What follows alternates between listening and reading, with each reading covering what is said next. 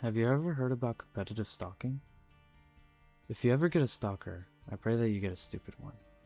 One that's messy, forgetful, that doesn't think about the consequences of their actions. One that leaves fingerprints where they shouldn't, that slips up, that rushes. I hope you don't get one that's meticulous, patient, or smart. If you have such a stalker, you can go years without noticing them. Years of your life filed away in someone else's memory. Maybe you're already being stalked and you don't know. Maybe that tight feeling in your chest has a reason. Do me a favor. Check your house for small spaces, places where someone might hide. Check your food.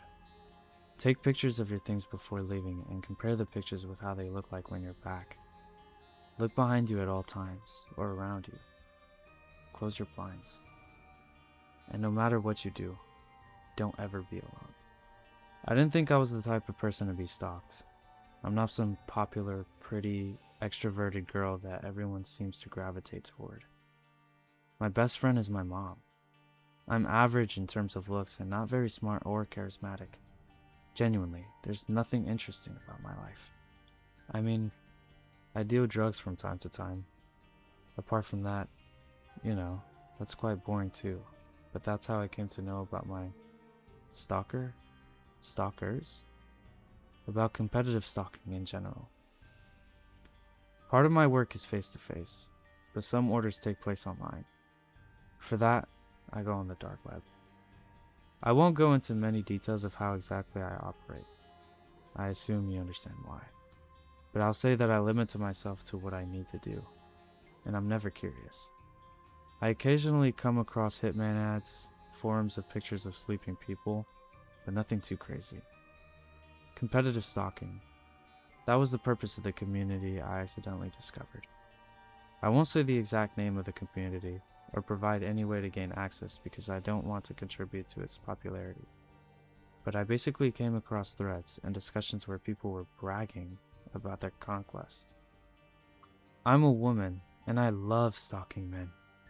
It's just something that gives me power, I think. I've currently narrowed it down to these two, and I can't decide. It's like they're competing for my attention. No one ever suspects that it might actually be a woman who's after a man and not the other way around. And that gets me so hot. No way. You're stalking too? I've been onto him since he was 22. He's so hot, and his life got infinitely better since I came. I suggest you leave him alone and turn to your other playboy. Do you even know anything about him?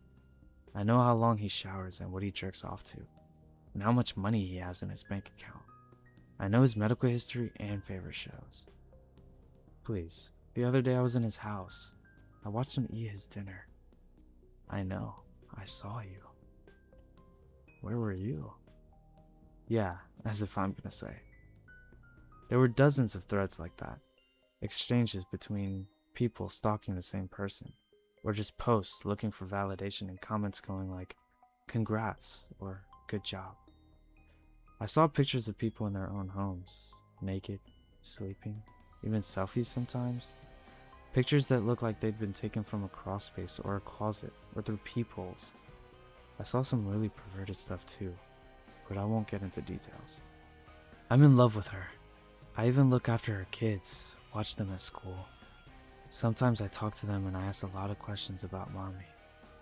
Do you know how easy it is for me to just take one? That person was 100% anonymous and didn't offer any identifying details about the victim either. I kept scrolling, unable to look away. The same morbid curiosity as when you're looking at a car accident. Last night, she made the best chili. Here's a picture of her panties. Isn't that neat? I talk to her all the time. She has no idea it's me. It's not like she's too clean herself. It's always the ones you least expect. She's this washed out. A junior in college who doesn't talk to anyone ever, and yet she deals. It's so funny to see. What? I watch her from her window all the time. It's funny when she cries herself to sleep. I managed to get in once, but I had to jump out the window because she came home. Wait, are you talking about... That was my full government name. Yeah, why? I'm in her house right now. I can't begin to describe how I felt in that moment, and I pray you never get to experience this. For a full minute, I didn't think at all. I just stared at the message until I brought myself to read the date. It was dated 3 days ago. Where had I been? I'd been home. Maybe they left.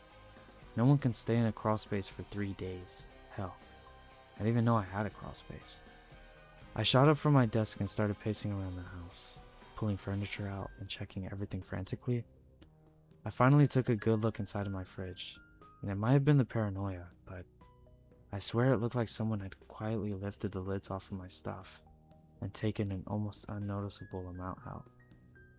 I couldn't find no damn crawl space. I went back to reading. Cool. How'd you get in? I'm not telling you that. Maybe in time you'll become a professional like me. I go out all the time and stare at her when she's sleeping. I don't believe you. I was skimming through the messages while dialing my mom. She picked up pretty quickly. Are you okay, sweetie? Mom, I think someone is stalking me. I came across a website and there's some stalkers talking about me. Pause. What? I'm so good at what I'm doing that I hacked her phone and laptop and I can see her screens. Get in line. I froze, phone in hand. I swore I heard a faint scratch coming from the living room, slow and careful, like nails testing wood. Get out. Talk later. As I was putting on my jacket, I glanced at the monitor one last time. My mom was panicking on the other end, asking me all kinds of questions that I didn't know the answer to. One last message caught my attention. I don't care. You're just an observer, a watcher. I'm a player. I actually came into contact with her. I've been talking to her on the phone for months, and she thinks it's her mother. AI made my dad distrusting of all online content and media. My dad and I used to talk endlessly about documentaries we watched and share fun facts. Science, biology, botanics, zoology, you name it. With life catching up to us, we hadn't had a chance to talk about our usual fun stuff for the last couple of months. A few weeks ago, I got a recommendation for a documentary on Clive Wearing, so the next time we met up, I started talking to him about Clive's fascinating and tragic case. He scoffed and shook off the conversation, and told me it was probably a made-up story with AI. I told him that I actually watched all documentaries about him long before COVID, but his response to that was, how do we know that AI didn't also exist back then, and it was just not available to wider consumers? In the weeks that followed, I learned my dad no longer trusts the internet or media at all. If a nature documentary looks too whimsical, he won't watch it. Recipe came out perfect on video? It's probably not a real recipe, nor a real video. He doesn't believe in politics anymore because he can't tell whether statements from politicians are real or deepfakes. My dad is 60, and recently retired from serving 40 years in the police force, last 20 as lead criminal investigator. He has a university degree, and he has an extensive physical checkup done every year as a preventative measure due to heart disease running in the family. But as part of the checkup, he also does a neuro exam, lab work, pulmonary exam, etc. He gets the extended package. There is no mental health history on his side of the family, and no other mental health history associated with his behavior. And yet, my dad no longer trusts the media or internet literally at all because of the AI boom. He reads our government gazette for local legal updates, reads books published pre-COVID, and does not believe in a single piece of news or information communicated to him by his peers unless they're talking about retelling of first-hand accounts and experiences. My dad, one of the nerdiest and most intelligent people I have ever met, has completely ditched his lifelong love of seeking new information because he's too paranoid that everything he is learning is fake and AI generated.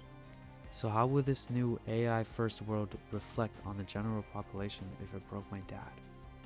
Truth be told, I am in a similar boat as him. I ditched social media except Reddit.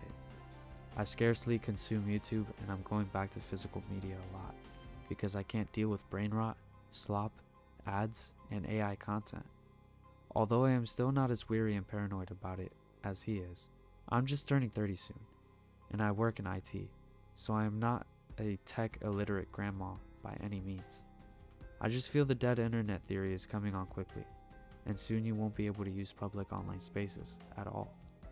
And we will be using the internet connection just for direct messaging, which as a 90s baby who knew the world before it was chronically online, I'm kinda okay with.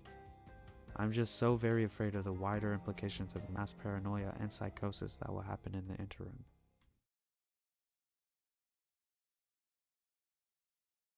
My partner cheated on me and said it was because I was too good for her, and now I don't know how to grieve this. I, 21 female, recently ended things with my partner, 20 female. I don't even like calling her my girlfriend. We saw each other as partners. From the very beginning, we had an explicit agreement that our relationship was built on honesty, communication, and emotional transparency. That was the one thing I asked for. No half-truths, no hiding, no pretending. She broke that. She stepped out and lied to me for months. What's messing with my head is why she says she did it. She keeps telling me she wasn't good enough for me. I was emotionally more mature than her. She couldn't be honest with me the way she needed to be. I was her person. I was always enough for her. She loved me and still loves me. She never thought things would turn out like this. Her explanation is basically, I loved you. You were everything I wanted, but I couldn't be the person you deserved, so I self-sabotaged. And I genuinely don't understand that. If I was her person, why cheat? If I was enough, why lie?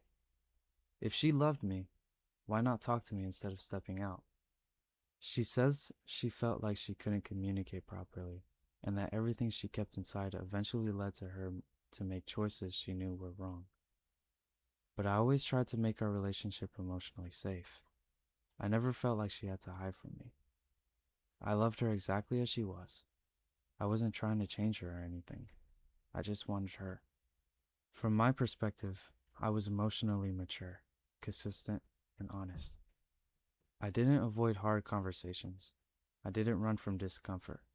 I stayed present, and it feels like she just couldn't meet me there. The hardest part is that I truly believed she was enough for me. She was all I ever wanted. I wasn't looking for anyone else. I wasn't waiting for something better.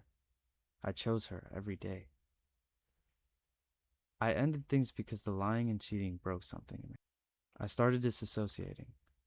I couldn't eat, couldn't sleep. I felt numb and detached from reality. I'm starting therapy because I realized how bad my mental state got. But what makes this even more painful is that we still love each other. I'm the one who left. She's the one who cheated. And we're both grieving a relationship that still feels emotionally alive. She ended up blocking me everywhere because she said talking to me and seeing me hurts too much and makes her spiral. She said she couldn't heal while still having access to me, even though she still loves me.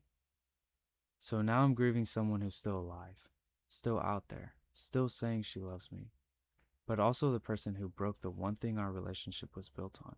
I don't know how to make sense of loving someone who hurt me this deeply. I don't know how someone can say you were their person while doing the one thing that destroys you. And I don't know how to stop my brain from replaying everything and wondering what was real and what wasn't. I just know this hurts in a way I wasn't prepared for.